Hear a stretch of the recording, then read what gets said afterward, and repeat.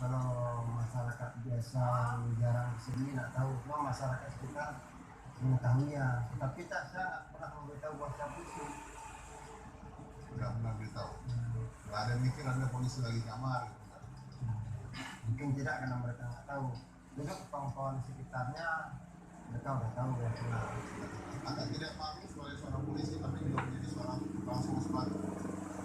Saya tidak malu karena itu kan perbuatan sosial. Sebagai kita pendekatan ke masyarakat yang membantu masyarakat yang sendal dan sepatunya rusak. Kenapa? Karena masyarakat yang sendal dan sepatunya rusak bukan masyarakat yang mampu. Seandainya ada orang kaya mampu, dia pasti uang. Ada beberapa orang seperti itu. Ada orang-orang yang ada bantu. Ada banyak. Kita menjalankan dua tugas ini karena ekonomi juga. Karena faktor untuk menambah penghasilan keluarga. Itu saja. Ya, kalau kita harap dari gaji kan agak cukup. Oke, baik. Jika Ya Pak, dengan siapa di situ? ini sudah bersama istri dari Ibda Ruslan. Ibu, namanya siapa Bu? Yusra. Yusra. Ibu, gimana sih bentuk dukungan Ibu terhadap Bapak yang seorang polisi tapi side jobnya sebagai tukang sos sepatu dan di pasar loh Bu? Kalau menurut saya, kalau suami saya jahit sepatu, malah saya lebih bangga. Karena apa? Karena kita lebih membutuhkan ekonomi. Seperti saya anak udah gede, udah besar-besar. Malah yang satu udah kuliah, yang satu kuliah di farmasi di Medan, yang kedua kuliah di olahraga, S1 olahraga, udah semester 6. Yang ketiga masih SMA, masuk kuliah kedua. Yang keempat di pesantren.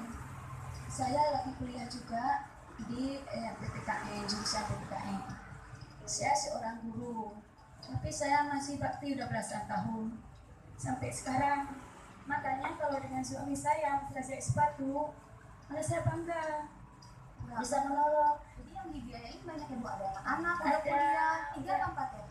Empat. Ibu juga kuliah juga. Semua biayanya dari Bapak. Bapak. Hasil Iya, dari suatu ya.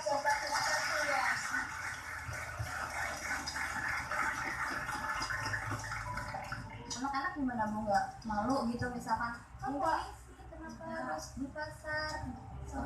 Enggak, kalau bagi anak saya empat malah bangga ayahnya pakai sepatu. Jika pada saat itu sempat tidak ada uang sama sekali, hanya cuma 100 rupiah. Iya, waktu di Banda Aceh dulu Pak, anak saya masih kecil, Riki yang jahit sepatu sekarang, Rika yang nomor 1. Waktu itu kami gimana ya, anak yang satu susu, yang kedua yang Rika nggak ada minum susu, yang sedikit minum susu, tambah untuk snack aja nggak cukup Pak. Malah saya bilang kadang-kadang Bapak waktu belum habis pulang udah habis uang Pak, ada uang 100 rupiah. Saya ambil air tadi itu, saya kasih gula sedikit dengan garam. Itulah saya kasih Pak untuk si Riki yang udah bisa jahit sepatu dia sekarang. Yang kuliah, Yang udah kuliah itu Pak, jadi yang kuliah itu sempat minum air tadi bukan susu ya? karena nggak ada uang. Karena tidak ada uang. Apa tapi Anda membuktikan bahwa anak-anak yang bisa kuliah, bisa pintar, bukan karena kecil yang minum susu ya? Iya. Ibu dari tadi mengatakan bangga sama Bapak, bangga sama Bapak. Apa yang mau disampaikan ke Bapak sekarang? Alhamdulillah Bapak udah sampai, kita nggak sangka lah Pak ya, udah kesini ya Pak berdua Pak ya. Saya pun nggak pernah ke Jakarta, baru kali ini Pak ya.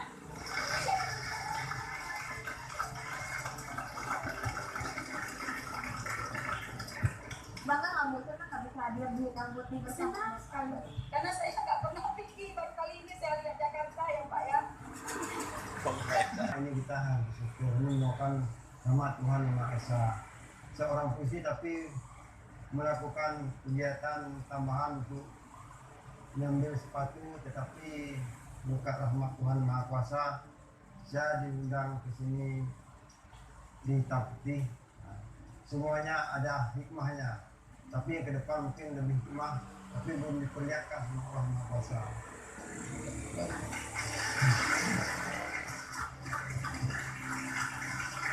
Lebih besar mana? Jadi polisi atau jadi tukang sos sepatu?